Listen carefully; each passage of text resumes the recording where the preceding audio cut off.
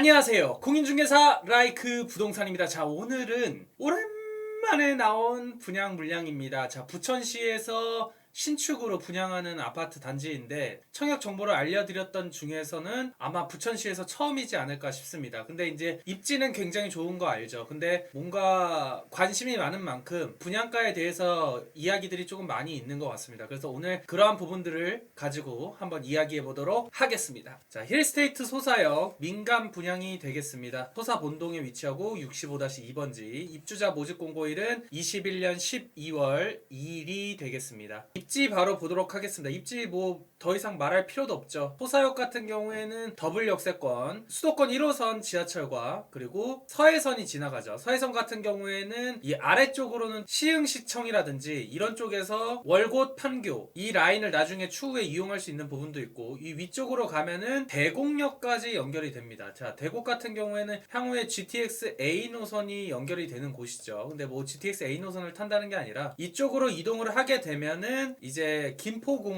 김포공항역은 9호선, 5호선, 공항철도 이러한 노선들을 이용하는데 되게 유리한 부분이 있고, 그리고 1호선을 이용해서 이제 뭐 온수역이나 이런 쪽 가면은 이제 7호선을 이용하기에 굉장히 편리한 부분이 있죠. 이렇게 초역세권이라는 부분에 있어서 굉장히 출퇴근하거나 이러한 부분들의 시간을 줄일 수가 있습니다. 7호선 같은 경우에는 이제 뭐 강남 쪽, 노년 이런 쪽으로 출퇴근이 편한 부분이 있기 때문에 이러한 부분에 있어서 메리트가 굉장히 높다고 말씀을 드릴 수가 있겠습니다. 그리고 이 부천역과의 접근성이 좋습니다. 부천역 같은 경우에는 상업시설이 굉장히 발달이 되어 있고, 이쪽 주변으로 편의시설을 굉장히 이용하는데 유리한 부분이 있고, 이쪽 근거리에는 이제 또 병원들이 있기 때문에 이러한 부분 측면에 있어서도 강점이 있다고 할 수 있겠습니다. 근데 이제 역세권 같은 경우에 단점들이 초등학교 접근 이러한 부분에 있어서 조금 단점이 있는데, 초등학교 배정 자체가 길을 건너서 가야 하는 부분이 있고, 이쪽에 보면은 소사 초등학교도 있지만 이쪽이 배정이 받는 곳은 우선적으로는 대략 이쪽쯤에 있는 이제 부원 초등학교 쪽이 됩니다. 그래서 이러한 부분들에 있어서 자녀가 어린 분들 같은 경우에는 조금 고려를 해야 하는 그러한 부분들이 있지 않을까 싶습니다. 그리고 이쪽에 이제 정비 사업이 많이 진행이 되고 하면은 어느 정도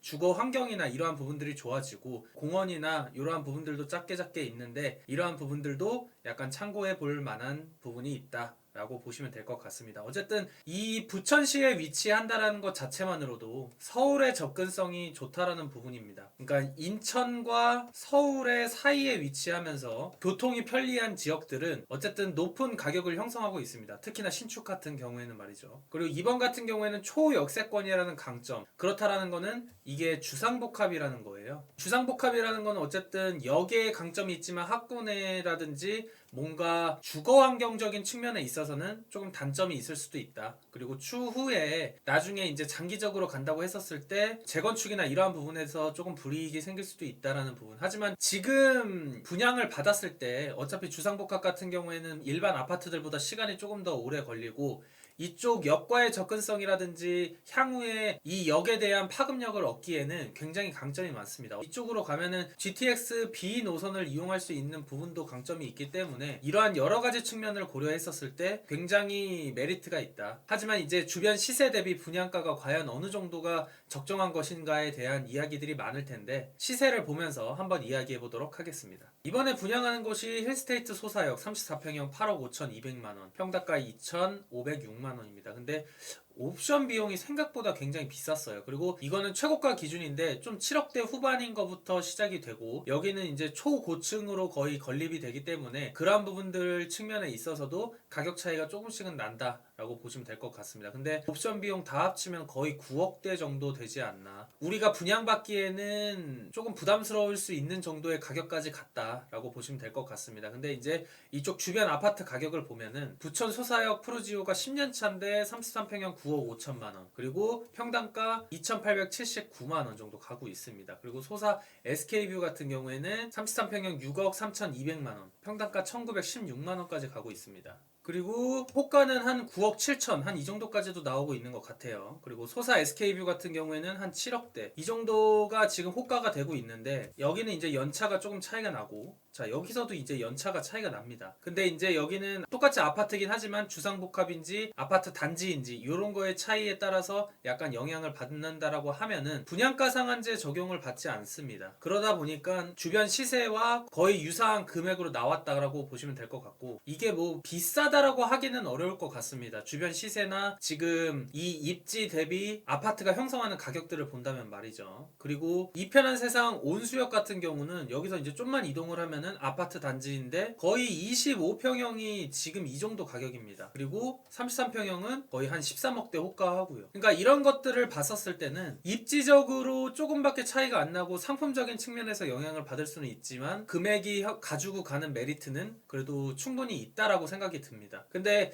무리해서 신혼부부분들, 뭐 1인 가구분들, 주로 저희 청약을 보시는 분들 대상으로는 약간 상품적인 측면에 있어서 접근하는 게 조금 어렵지 않을까라는 생각이 개인적인 생각입니다. 분명히 시세 차이적인 측면이나 향후 가치적이나 메리트는 있습니다. 근데 이제 과연 이 금액 대비 여러분들의 만족도가 과연 어느 정도 될지는 모를 것 같아요. 근데 지금 만약에 이번에 당첨이 받는 분들은 분명히 이때가 저렴했다라고 많이 느낄 거는 확신이 듭니다. 그래서 그러한 부분들을 약간 고려를 하시면 좋을 것 같고, 이제 특별 공급이 되는 분들 같은 경우에는 분양가 상한제 지역들이라든지 이러한 부분들을 조금 더 노리는 것도 저는 좋을 것 같아요. 예를 들어서 경기권에서 출퇴근만 가능하다고 하면은 여러 곳이 있긴 하겠지만 뭐 검단이나 이런 곳들 가는 것도 괜찮지 않을까라는 생각이 듭니다. 근데 이제 서울로 출퇴근하기 위해서는 이만한 입지에 이만한 아파트 컨디션을 얻기에는 쉽지가 않다. 그러니까 그런 부분들을 참고를 해서 보시면 좋을 것 같아요. 이게 무조건 비싸다, 이게 말이 되냐, 약간 이럴 게 아니라 객관적으로 주변 시장을 바라보는 게 중요합니다, 여러분. 아셨죠? 그래서 예를 들어서 이제 현금이 어느 정도 필요한지를 보면은 34평형 8억 5,200만 원, 평당가는 2,506만 원입니다. 조정 지역이기 때문에 주변 신축 10억 정도로 보고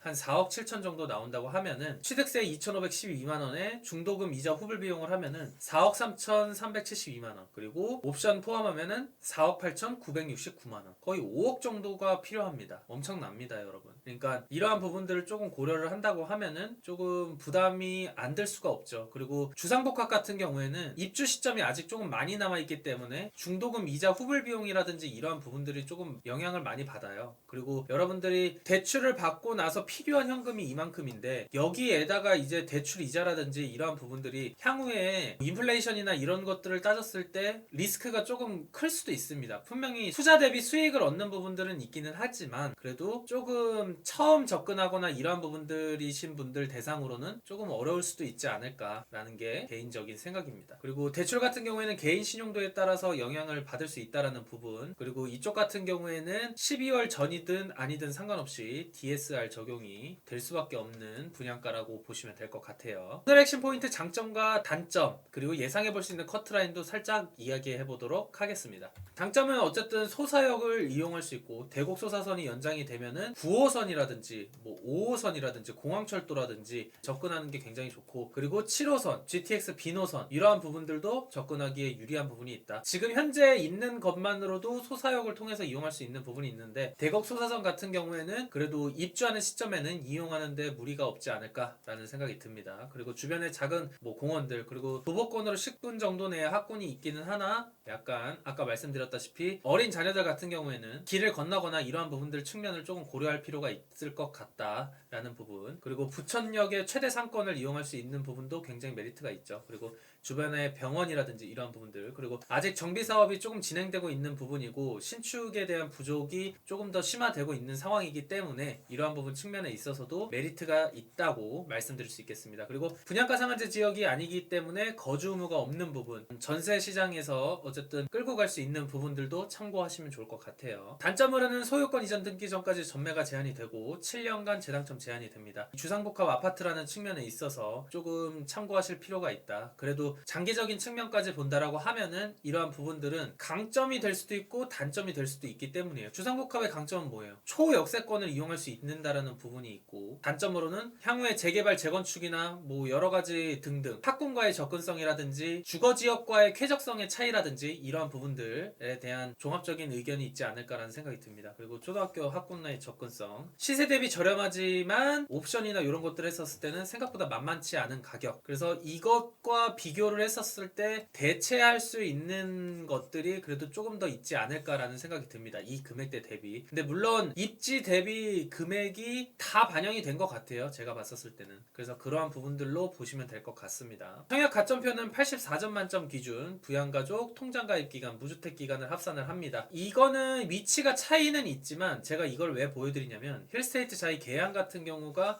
전용 84 기준 57.72점이었습니다. 그러니까 이거를 보면은 대체적으로 조금 더 높은 가점이 많았어요. 최저 가점 기준이 이거였던 거고, 여기는 입지적으로 더 유리합니다. 근데 여기는 분양가가 차이가 많이 났어요. 여기는 거의 6억대 정도였던 것 같은데 여기 지금 이번에 분양하는 경우는 거의 8억대에서 옵션 비용도 비싸기 때문에 거의 9억 수준에 가까운 이런 금액 정도로 받기 때문에 그래도 가점의 차이는 많이 나기가 좀 어렵지 않을까라는 생각이 들어요. 왜냐면 입지가 너무 좋습니다. 그래도 그렇지만 이제 상품성이라든지 여러 가지들을 선호하는 거에 따라서 여러분들이 선택을 한다고 하면은 장단점이 있지 않을까라는 생각이 듭니다. 무주택 14년 이상의 통장 15년 이상, 부양가족 1명은 돼야지 당첨이 되는 수준이었는데 아마 여기도 비슷하지 않을까라는 생각이 조금 듭니다. 청약 일정은 12월 13일부터 특별공급 시작되고요. 일반 1순위 같은 경우는 해당 지역 부천시 1년 이상 거주자 14일에 신청을 하시면 됩니다. 당첨자 발표일은 12월 22일이 되겠고요. 공급 물량은 629세대입니다. 근데 여기에 가장 메리트는 지상 49층 총 4개 동이죠. 지하 6층까지 있고요. 이 49층이라는 것 자체가 굉장합니다. 아마 올라가서 49층에 거주하는 분들은 무슨 느낌일지 좀 궁금합니다. 특별공급은 311세대, 일반공급 318세대, 그리고 7480, 84가 있는데 84 타입이 거의 주력 타입이죠. 그래서 이러한 부분들 잘 기억을 하시면 좋을 것 같습니다. 청약 과열 지역이고 비투기 과열 지구입니다. 세대주 요건과 통장 2년의 예치금 필요하고 부천시 1년 이상 거주자를 우선을 합니다. 모두 전용 8호제곱 이하이기 때문에 25% 추첨제 들어가고요. 거주 의무 기간 없는 부분 좀 참고하셨으면 좋겠습니다. 그리고 추첨제 75%는 무주택 구성원, 25%는 1주택 처분 조건 승낙자에게 돌아갑니다. 특별공급은 다자녀 신혼부부, 노부모 부양 생애 최초 있고요. 생애 최초는 세대주 소득 요건 2개 충족을 하셔야 되고, 노부모 부양은 세대주 요건 이거 충족을 해주셔야 됩니다. 추첨에 대해서 약간 궁금해하시는 분들이 많으실 텐데 이번 같은 경우에는 이게 적용이 되지 않습니다. 왜냐면 11월 16일 이후로 입주자 모집 공고가 발표가 되었지만 그 전에 승인 신청이 이뤄진 경우에는 이번에 추첨제 물량에 배정이 안 되는 부분이 있기 때문에 그러한 것들 때문에 이번에 적용이 되지 않았다. 근데 아마 앞으로 나오는 단지들은 대부분 적용이 된 거라고 아마 보시면 될 것 같아요. 그래서 이번에 이러한 추첨제 없지만 간단하게 설명드리면 우선 공급과 일반 공급으로 이제 50%, 20% 적용이 되죠. 그리고선 추첨이 30%가 들어가는데 이런 거를 봤었을 때 이 30%만 노리는 게 과연 유리한가 아닌가 라는 부분을 따지실 필요가 있을 것 같고, 1인 가구 분들은 다른 선택지가 없죠. 생애 최초에 내가 과연 넣을 수 있느냐 없느냐가 중요할 텐데 1인 가구는 이제 전용 60 이하이면서 자산 요건을 충족을 해주셔야 돼요. 그래서 세대주라든지 이러한 부분들, 통장 2년의 예치금, 그리고 소득은 보지 않으니까 이러한 부분들 참고를 하시면 좋을 것 같아요. 이번에는 적용이 안 되지만 앞으로 청약에는 이렇게 구분이 되어진다 라고 보시면 될 것 같아요. 힐스테이트 소사역 같은 경우에는 우선 공급, 일반 공급, 여기 생애 최초도 우선 공급, 일반 공급으로 청약이 진행이 된다 라고 보시면 될 것 같습니다.